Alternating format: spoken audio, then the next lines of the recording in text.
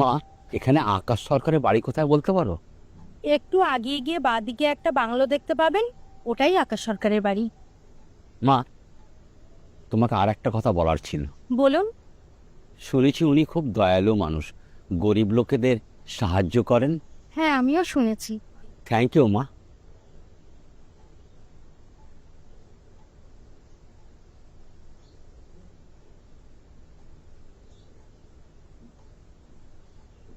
আপনি কোথায় ঢুকছেন? আমি একটু আকাশবাবুর সঙ্গে দেখা করতে চাই। উনি এইভাবে কারোর সাথে দেখা করেন না।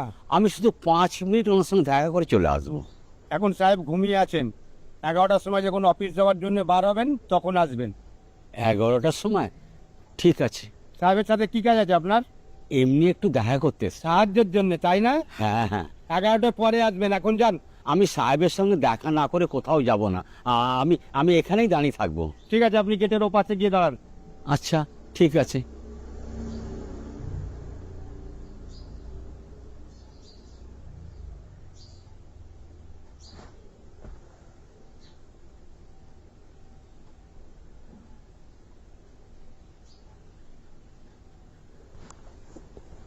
আর সঞ্জয়, তুমি কতক্ষণে আসছো? 15 মিনিট? আমি 15 মিনিট ওয়েট করতে পারবো না, আমার একটা মিটিং আছে। তাহলে আমি বাইরে থেকে একটা ট্যাক্সি নিয়ে চলে যাচ্ছি। তুমি তাহলে গাড়ি নিয়ে অফিসে চলে এসো। রাখলাম। ও দাদা, সাহেব তো চলে গেলেন। হ্যাঁ হ্যাঁ।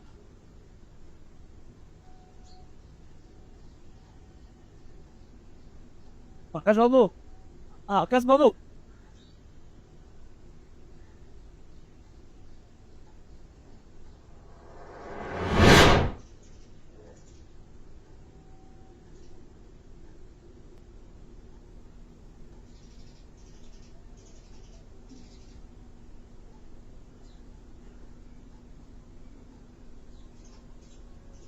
বাবু, কিছু ভিক্ষে দেবেন? দিব্যি হাট্টা গোট্টা তো ঘুরে বেড়াচ্ছিস, কোনো কাজকর্ম করতে পারিস না? আমার এই হাতটা তো অকেজো, তাই কোনো কাজকর্ম করতে পারি না। একটা হাত অকেজো হয়ে গেছে তো কি হয়েছে, অন্য হাত দিয়ে কাজ করা যায় না?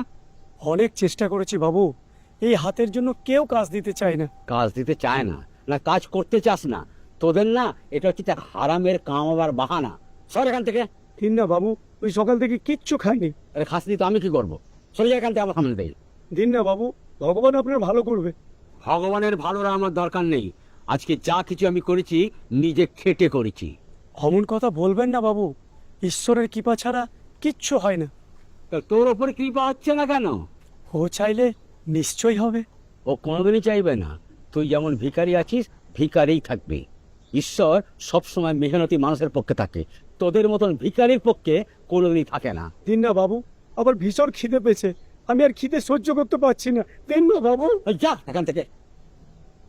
তোর ওই নোংরা হাত দিয়ে তুই আমাকে ছুলি কি করে? যত সব।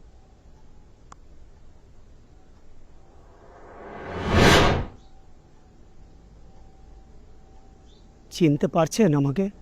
তুমি? আমি সেই ভিখারি বাবু, যে একদিন খিদের জ্বালা সহ্য করতে না পেরে আপনার পা জড়িয়ে ধরেছিল। কিন্তু আপনি আমাকে ক্ষমা করে দিও বাবা, আমার অহংকার আজ আমায়। এবার মানছেন তো ঈশ্বরের কৃপা ছাড়া কিচ্ছুই হয় না? আজ ঈশ্বরের কৃপায় আমার হাতটাও ঠিক হয়ে গেছে। তোমার কথাই ঠিক ছিল বাবা, ঈশ্বরের কৃপা ছাড়া কিছুই হয় না। আজ ঈশ্বরের কৃপায় তুমি কোথায় আর আমি কোথায়? আমাকে আমাকে ক্ষমা করে দিও বাবা, আমি আসি। দাঁড়ান, এই টাকাটা রাখুন। না না, টাকা আমার লাগবে না বাবা। রাখুন বলছি। আমার দরজায় এসে কেউ খালি হাতে ফিরে যায় না। আপনার যখন মন চাইবে আপনি আমার বাড়িতে চলে আসবেন। সংকোচ করবেন না, আমি আপনার ছেলের মতো। একটা কথা জিজ্ঞাসা করব? হ্যাঁ বলুন। তুমি এত মহান হলে কি করে? মনে হয় তারই কৃপায়। যাবার আগে একটা কথা বলে যাই, মানুষের ভাগ্য বদলাতে 1 মুহূর্ত সময় লাগে না। আসি বাবা।